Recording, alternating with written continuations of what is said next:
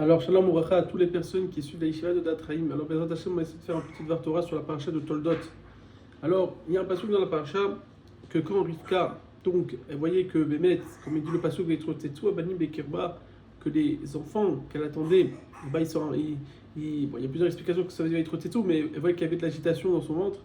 Alors, elle est partie consulter la Yeshiva de Shem, et là-bas, je vois qu'il lui dit, Yomer Hashem, la Shnegoim et Vitner, que dans ton ventre, tu as deux peuples qui vont sortir de ton ventre. Rashi sur place nous dit que c'est quoi chez Goyim, Geim Ketiv. C'est pas écrit Goyim dans la Torah, c'est écrit Geim, qui veut dire Milachon Geim. Geim, c'est des grandes personnes. Et il dit, ça fait référence à Antonius et Rabbi, qui étaient deux grands personnages.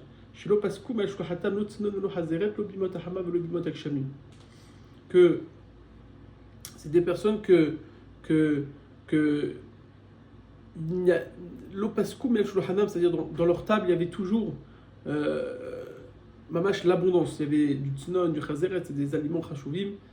Et que ce soit en été, en hiver, ils étaient mamash tout le temps en train d'avoir de l'abondance à table.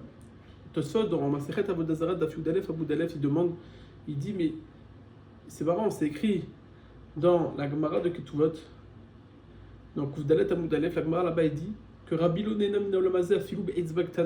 Rabbi n'a pas profité de ce monde, même avec le petit doigt, il n'a pas profité de ce monde. Alors, toi, il te demande comment, toi, Rachid, tu peux me dire que quand il y a écrit dans le Pasuk, Vayomer Hashem la Shinego Ibilitner, qu'on parle aussi de Rabbi, que pourquoi, que Rabbi, que quoi, qu'ils ont eu l'abondance, ils ont, Baruch Hashem, leur table a été tout le temps remplie. Donc, tu vois qu'ils ont profité, que Rabbi l'a profité. Alors comment la Gemara d'un côté elle peut me dire que Rabbi n'a jamais profité de ce monde, alors que Katouv, qui écrit dans la Gemara que Rabbi, alors que Rashi, comment Rashi peut dire ça? Comment Rashi peut dire que la table avait l'abondance de la table? Tassot il répond, Tassot il donne un tirout, il répond, il dit un tirout, il répond, non, tout ce qu'on dit, l'abondance qu'il y avait à la table, c'était pas pour eux, c'était pas pour Rabbi. Et là, c'était pour les gens qui allaient, qu'en vérité, il y avait plein de gens qui venaient manger chez lui, etc. C'était en fait, Midat HaChesed, que, en fait, Rabbi, c'est pas qu'il profitait de ce qu'il y avait sur sa table. Sa table était toujours remplie, mais c'était pour accueillir du monde. Ça, c'est la réponse de Tosot. Maintenant, le Gaon Mivilna, il répond différemment. Il dit une autre réponse, et qui va nous donner un message. Il dit que, comme il y a écrit dans le Shulchan Aruch, Bechol ma shehene ba'olam hazeh, lo yichaven hanato ila l'avodat haborei yitbarach. Le gars nous rappelle le Shulchan Aruch. Le Shulchan Aruch dans Rachaim, il nous dit que à chaque fois qu'un homme il profite de ce monde-ci, lo yichaven hanato, il ne doit pas penser à sa hana à lui, à son profit personnel. Et là l'avodat haborei yitbarach, il doit penser que à Kadosh Baruch Hu, au service d'Akadosh Baruch Hu, qui dit, comme il est écrit dans le pasuk, Bechol derachecha da'ehu. Dans tout ce que tu fais dans ta vie, il faut que tu mets Hachem dans ta vie. Vabou Chachamim, Kol Ma'asecha Yiyu Leshem Shamayim. Chachamim nous disent que tous les ma'asim d'un homme, ils doivent être pour Hachem. Shafilu Dvarim Shel Reshut, même les choses futiles de la vie banale, Kegon, Achila, le manger, Ve'ashtiya, tout ce qui est de boire, Ve'alicha, quand tu marches, Ve'ayeshiva, quand tu t'assois, Ve'akima, quand tu te lèves, tout, n'importe quel acte de vie banal, il faut que ce soit dirigé tous dans un service de Akadosh Baruch Hu. Ou bien dans quelque chose qui entraîne de le servir, qui doit aider à servir Hachem. Par exemple, quelqu'un il a faim, il a soif, si il boit pour lui-même, c'est pas bien. Mais si il est mitkaven et il pense à manger et à boire pour pouvoir servir mieux à Kadosh Baruch Hu et d'utiliser toute la matérialité pour servir à Kadosh Baruch Hu, alors là, c'est top. Même quand un homme il va dormir, il est fatigué, il a fini sa journée, il va dormir, il faut qu'il pense qu'il voilà, je vais dormir pour avoir demain me réveiller avec la force pour servir mieux à Kadosh Baruch Hu. Et ça, c'est comme ça il nous dit le Gaon. Et comme ça, on peut répondre à la coucha de Tosfot. Le Gaon Mivina, il dit d'après ce qu'on vient d'apprendre, c'est pas un problème. C'était quoi la question de Tosfot? Comment ça se fait que Rashi me dit que Rabbi, il y avait plein de choses à sa table, alors que Katuba Gemara, que Rabbi n'a jamais profité de ce monde. C'est pas sauter, c'est pas une contradiction. La Torah n'a jamais interdit de profiter, la Torah la Torah préconise d'utiliser la matérialité pour Akadosh Baruch Hu. Pas de nier la matérialité, de repousser la matérialité. Je peux très bien dire, la Gemara peut très bien me dire que Rabbi n'a pas profité de ce monde-ci, même avec le petit doigt, et me dire que sa table a été remplie pour lui-même.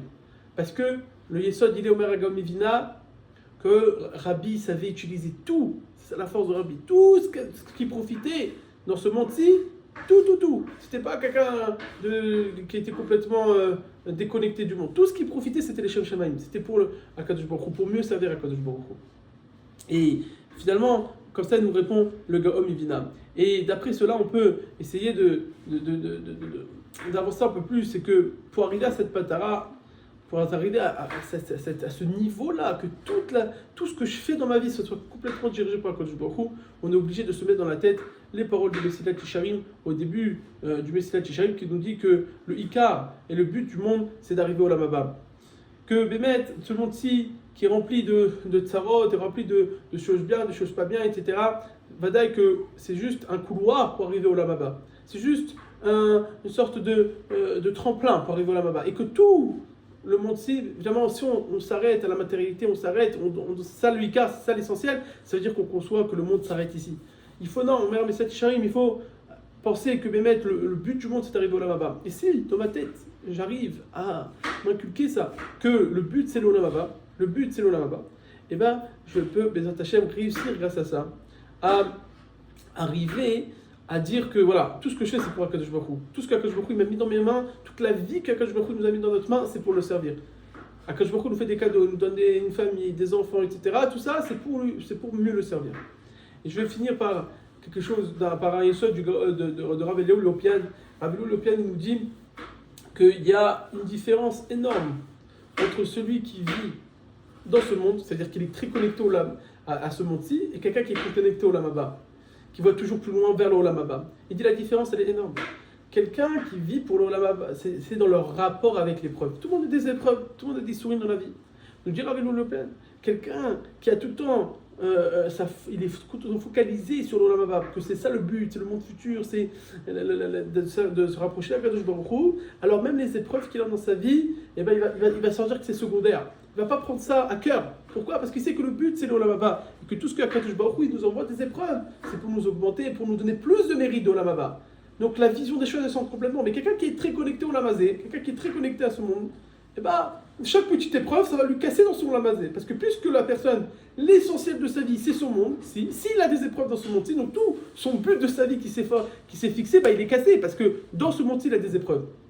Mais si quelqu'un a son ikar, son but de la vie, il sait que l'essentiel, c'est pas ici, c'est là-bas, c'est là-bas, d'être proche de la Kadosh Baruch Hu.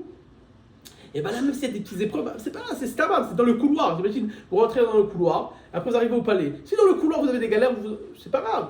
L'essentiel, c'est qu'après on arrive au palais, on est posé. C'est ça le Inyan. C'est ça que nous dit le Pad. Je vous souhaite un Shabbat Shalom et Koulam.